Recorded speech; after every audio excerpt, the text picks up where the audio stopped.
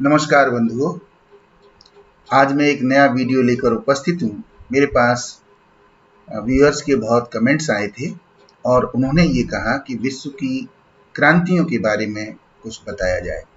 तो आज मैं एक नई श्रृंखला शुरू करने जा रहा हूँ जिसमें विश्व की क्रांतियों के बारे में आपको बताया जाएगा। विश्व के अनेक देशों में जब शासन सत्ता ने जनता के हितों के खिलाफ कार्य करने शुरू कर दिए और आवाज उठाने पर दमन करना शुरू कर दिया, तो फिर क्रांतियां शुरू हुई और उन क्रांतियों ने उन देशों के पूरे स्वरूप को बदल कर रख दिया। और न केवल उस देश के बल्कि उन क्रांतियों का दूसरे देशों पर भी प्रभाव पड़ा। तो आज हम इस वीडियो के साथ उपस्थित हैं। इससे पहले कि हम वीडियो शुरू करें, यदि आपने हमारा चैनल सब्सक्राइब नहीं किया है तो सब्सक्राइब जरूर कर लीजिए। तो आइए वीडियो शुरू करते हैं। आज हमारा विषय है इंग्लैंड की गौरवपूर्ण क्रांति। तो इंग्लैंड की गौरवपूर्ण क्रांति के बारे में आज हम बात करेंगे और पहले भाग में उसके प्रमुख कारणों के बारे में बात करेंगे। इंग्लैंड की गौरवपूर्ण क्रांति 1688, जिसको रक्तहीन क्रांति या शानदार क्रांति के नाम से भी जाना जाता है। इंग्लैंड वो देश है जिसने दुनिया में विभिन्न क्षेत्रों पर साम्राज्य स्थापित किया, लेकिन उस देश को भी अपने ही देश में अनेक विरोधों का सामना करना पड़ा। 1685 ईस्वी में चार्ल्स द्वितीय की मृत्यु हो गई। यद्यपि चार्ल्स द्वितीय के समय में भी कुछ क्षेत्रों में इंग्लैंड में विद्रोह हुआ था, लेकिन उसके बाद लोग ये सोच रहे थे कि स्थिति सामान्य हो जाएगी, तो उसका छोटा भाई जेम्स द्वितीय के नाम से गद्दी पर बैठा।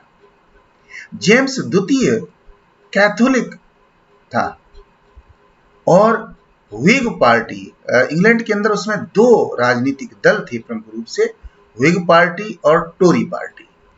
तो व्हिग पार्टी ने उसका बहिष्कार किया था और उसके खिलाफ बहिष्कार बिल लाए थे, विरोध किया था। लेकिन इसके बाद जनता जो है वो उसका समर्थन करने लगी राजा का, और राजा का राज्याभिषेक हुआ, जन समर्थन मिला उसे, और संसद में टोरी दल का बहुमत था। संसद में टोरी दल का बहुमत था और संसद के ज्यादातर सदस्य एंग्लिकन चर्च का समर्थन कर रहे थे। एंग्लिकन चर्च, इसके बारे में हम आपको बताना चाहेंगे कि जब यूरोप के अंदर धर्म सुधार हुआ तो इंग्लैंड में भी धर्म सुधार हुआ, और इंग्लैंड में हेनरी अष्टम के समय में धर्म सुधार शुरू हुआ।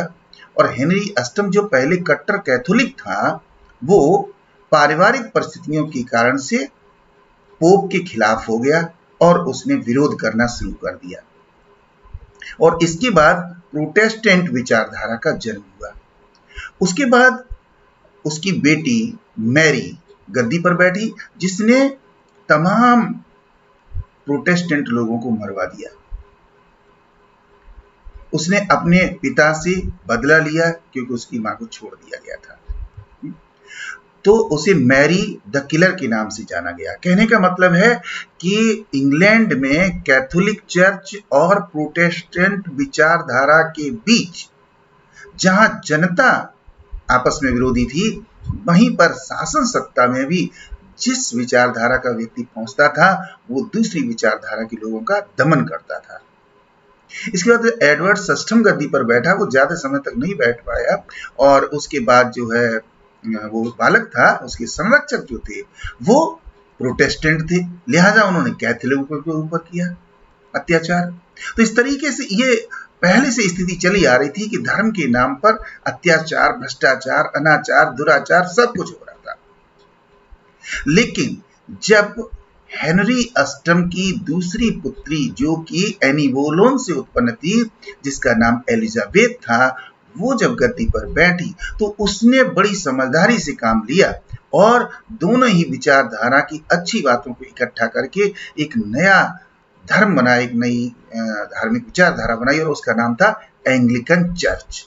तो जेम्स द्वितीय के समय में दो प्रमुख विचारधाराएं हैं, एक है कैथोलिक और दूसरी एंग्लिकन चर्च।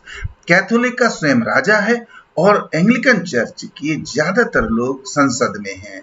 तो इस तरीके से संसद चाहती थी कि वो सहयोग करे और राजा भी सहयोग करे व्यवस्था के अंदर, लेकिन परिस्थितियां जो है वो राजतंत्र के पक्ष में थी, जिसके कारण से जेम्स द्वितीय जो कि गद्दी पर बैठ चुका था, तो जनता उसका समर्थन कर रही थी, बहुत से लोग कर रहे थे और उम्मीद कर रहे थे कि जिस तरीके की गलतियां चार्ल्स के समय में हुई हैं, अब उस तरीके की गलतियां जेम्स के समय में नहीं होंगी। मगर जेम्स कट्टर कैथोलिक था, लिहाजा उसने सत्ता प्राप्त करने के बाद अपनी विचारधारा को बढ़ावा देना शुरू कर दिया और दूसरी विचारधारा के लोगों का दमन करना शुरू कर दिया और धीरे धीरे परिस्थितियां बदलती चली गई और इस तरीके की परिस्थितियां बन गई जिससे कि इंग्लैंड के अंदर विरोध शुरू हो गया। अब हम देखेंगे कि आखिर वे कौन सी परिस्थितियां थी, वे कौन से कारण थे जिसके कारण से क्रांति की पृष्ठभूमि तैयार हुई। अभी तक हमने क्रांति के बारे में थोड़ा सा परिचय दिया है, थोड़ी इसकी पृष्ठभूमि बताई है। अब कारणों के बारे में बात करेंगे। तो सबसे पहला कारण जेम्स द्वितीय की धार्मिक नीति, religious policy of James second. James, जैसा कि मैंने बताया कि कैथोलिक धर्म को मानने वाला व्यक्ति था, लिहाजा वो प्रत्येक क्षेत्र में कैथोलिक धार्मिक विचारधारा को थोपना चाहता था और उसका वर्चस्व स्थापित करना चाहता था। लिहाजा उसने कैथोलिकों को उच्च पदों पर बिठाना शुरू कर दिया।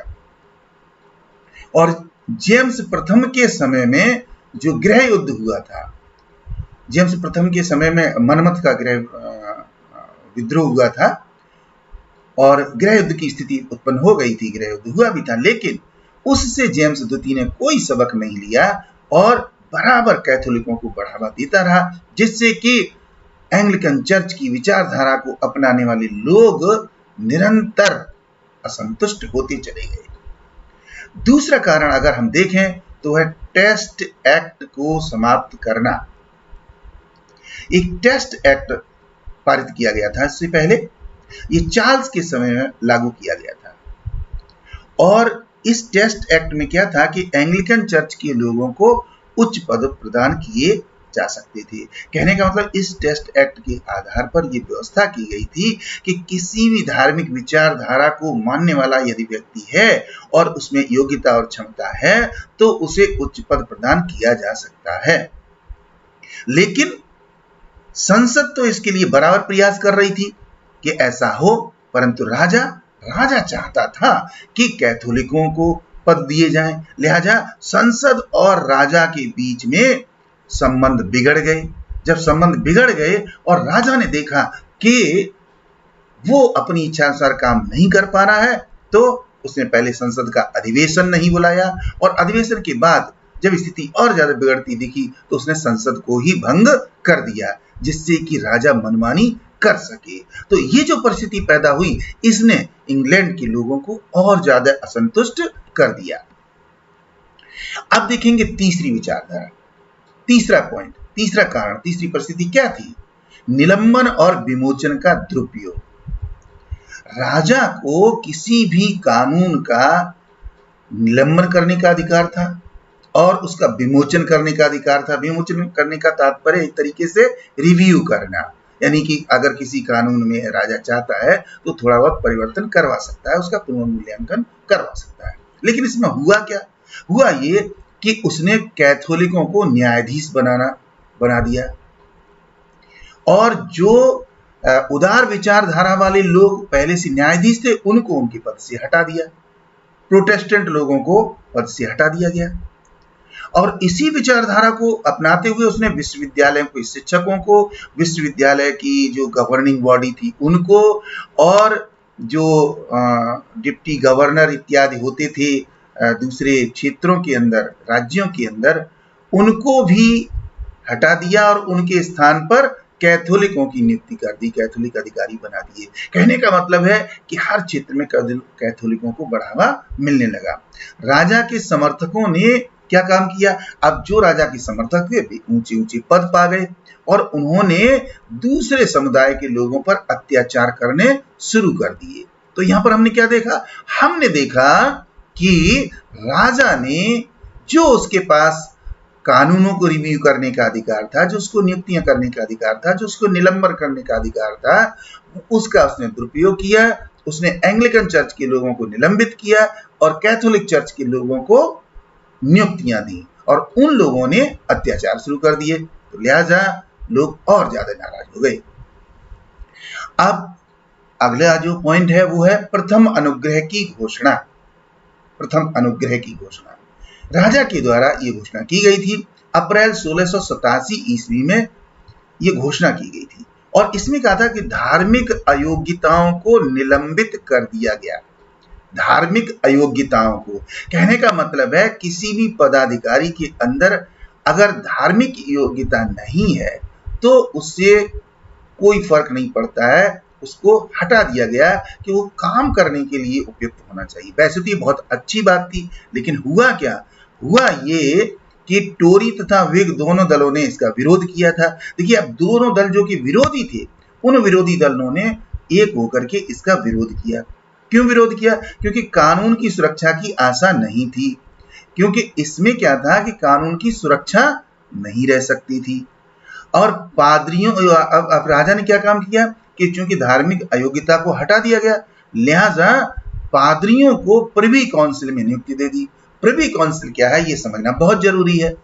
प्रिवी काउंसिल इंग्लैंड की एक ऐसी संस्था थी जो कि न्याय का काम करती थी। तो कहने का मतलब है कि अब पादरियों को न्यायाधीश बना दिया गया और वे पादरी किस तरीके का न्याय करेंगे?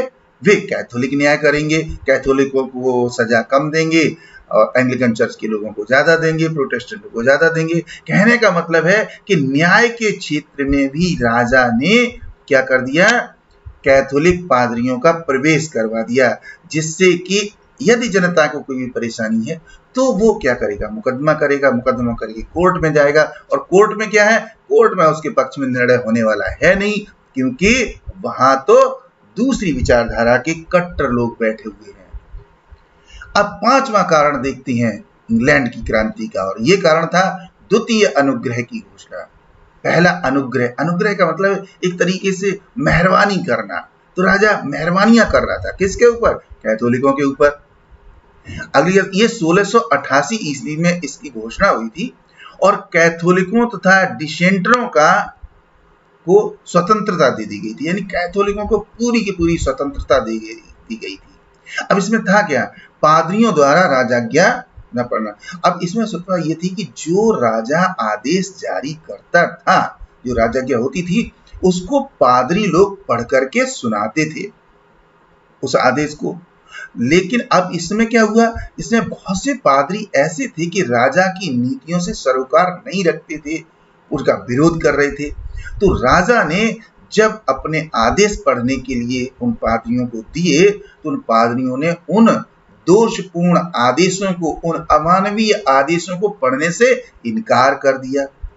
राजा ने उन पर राजद्रोह का मुकदमा चलवाया और जब मुकदमा चला तो मुकदमा जब कोर्ट में पहुंचा तो वहां से 6 पादरियों को निर्दोष घोषित कर दिया गया कि इन्होंने कोई दोष नहीं किया है, कि किसी भी स्थिति में राजा जो है वो दबाव नहीं डाल सकता पादरियों के ऊपर।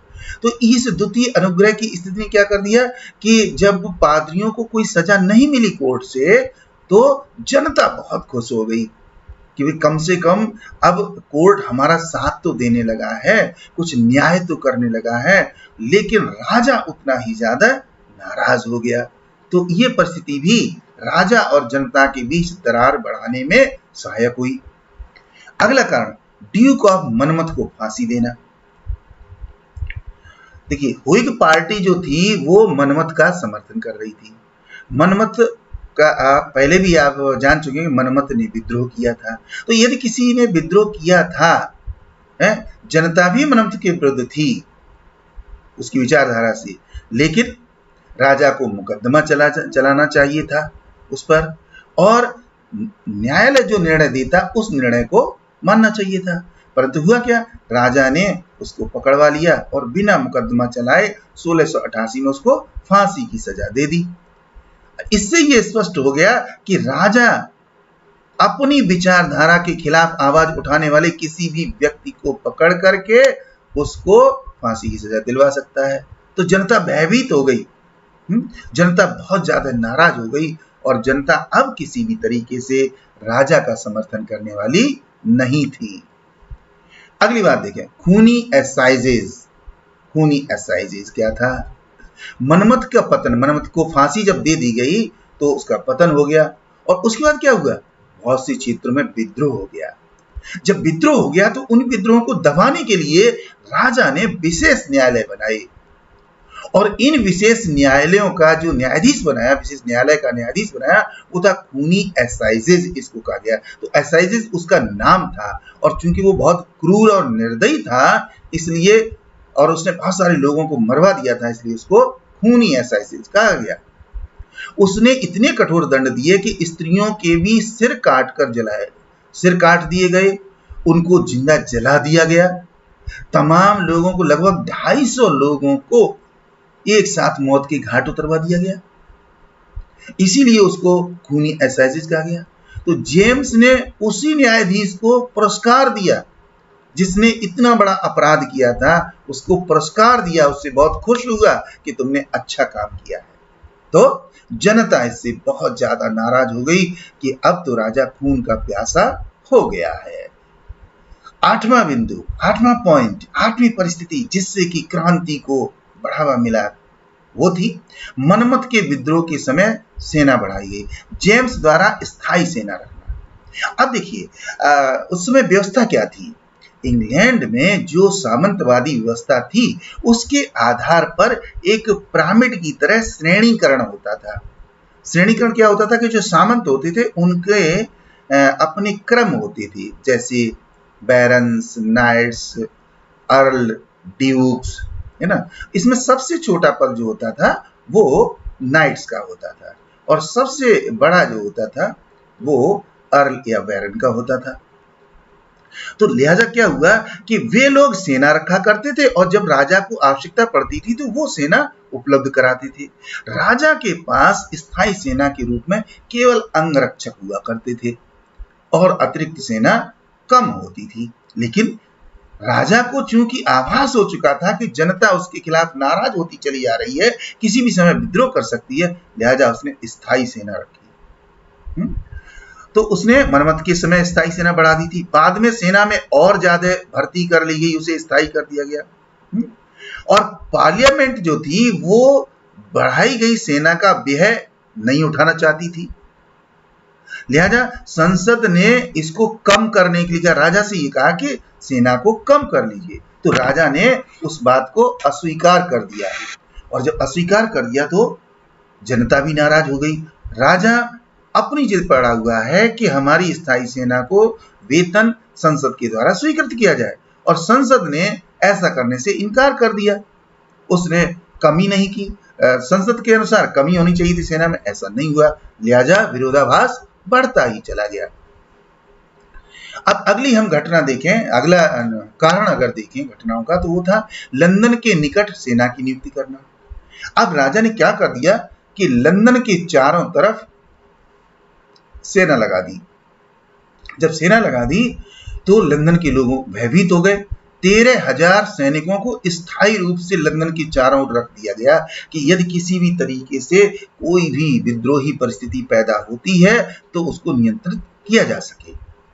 अब जनता जेम्स के प्रति संदेह करने लगी कि ये पता नहीं किस दिन आदेश दे देगा और जनता को किसी भी अनहोनी की आशंका होने लगी।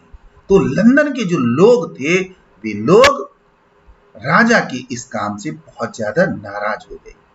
अगली बात, जेम्स की फ्रांस के प्रति नीति। जेम्स द्वितीय जो था वो फ्रांस के प्रति उसकी क्या नीति थी?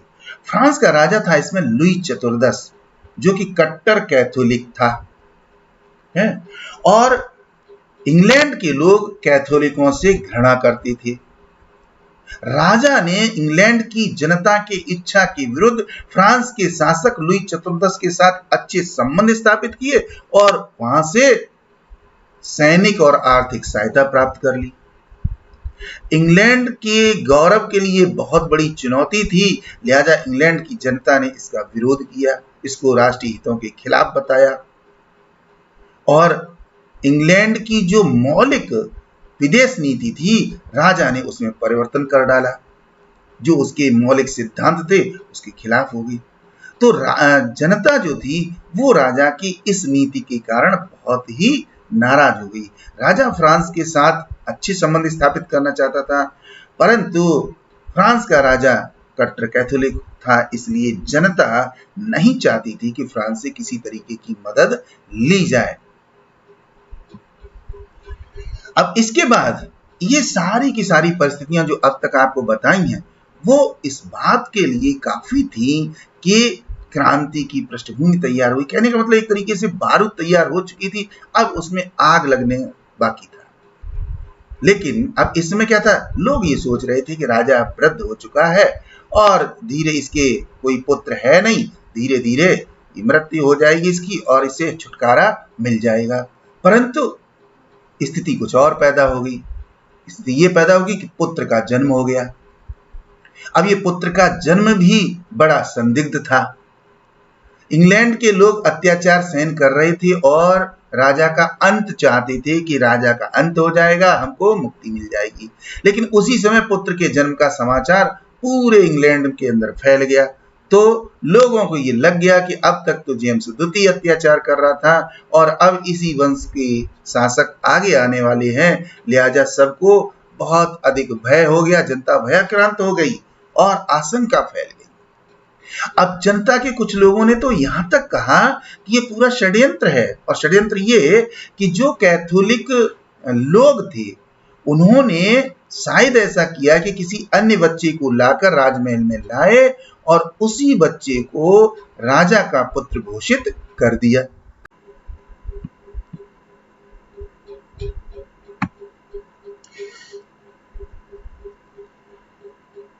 अगली जो और अंतिम बात थी वो ये थी कि व्हिग व टोरी दल में एकता, कि जो इंग्लैंड की दो विरोधी पार्टियां थी, राजनीतिक दल थे, व्हिग पार्टी और टोरी पार्टी, जिनको कि हम जो है लेबर पार्टी या लिबरल पार्टी और कंजर्वेटिव पार्टी के नाम से भी जानते हैं।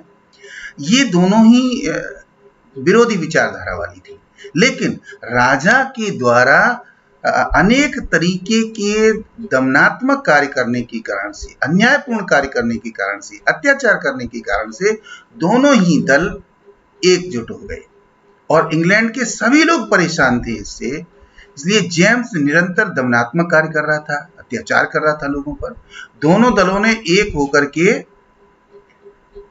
मैरी, जो कि प्रोटेस्टेंट थी, अब देखिए राजा के घर में दो पुत्रियां थी, तो वो दोनों ही पुत्रियां प्रोटेस्टेंट विचारधारा को मानने वाली थी, यानी एंग्लिकन चर्च को मानने वाली थी, जबकि राजा अपनी जिद किए हुए था और कैथोलिक विचारधारा को मान रहा था और जबरदस्ती लोगों को परेशान कर रहा था। तो अब दोनों ही दलों के लोगों ने ये निर्णय ले लिया कि राजा को हटा दिया जाए और उसकी बेटी मैरी को सिंहासन पर बिठाया जाए। तो इस तरीके से अब पूरी परिस्थितियां तैयार हो चुकी थी और क्रांति होने को थी। लोगों ने योजना बनाई और योजना बनाने के बाद मैरी, जो कि उसकी बेटी थी, और विलियम, जो कि दामाद था, उन दोनों को बुलाया, जो कि हॉलैंड में थी। इसमें जब उनको बुलाया और उसके बाद राजा को हटा करके इन दोनों को संयुक्त रूप से इंग्लैंड का शासन सौंप दिया गया, सिंहासन सौंप दिया गया। तो इस तरीके से ये क्रांति के प्रमुख कारण थे जो मैंने आप तक पहुंचाए हैं। और इसके बाद ये वीडियो आपने देखा है जिसमें मैंने कोशिश की है कि इंग्लैंड की क्रांति की प्रत्येक जानकारी जो कारणों से संबंधित है वो आप तक पहुंचाई जाए। उम्मीद करता हूं ये वीडियो आपको अच्छा लगा होगा। यदि आपको अच्छा लगा है तो लाइक और शेयर जरूर कर लीजिए और इसी तरीके से हमारे आने वाली वीडियो देखते रहिए। हम आपको बेहतर जानकारी अवश्य देंगे। Best wishes to all of you. तब तक के लिए good bye, good luck, thank you very much.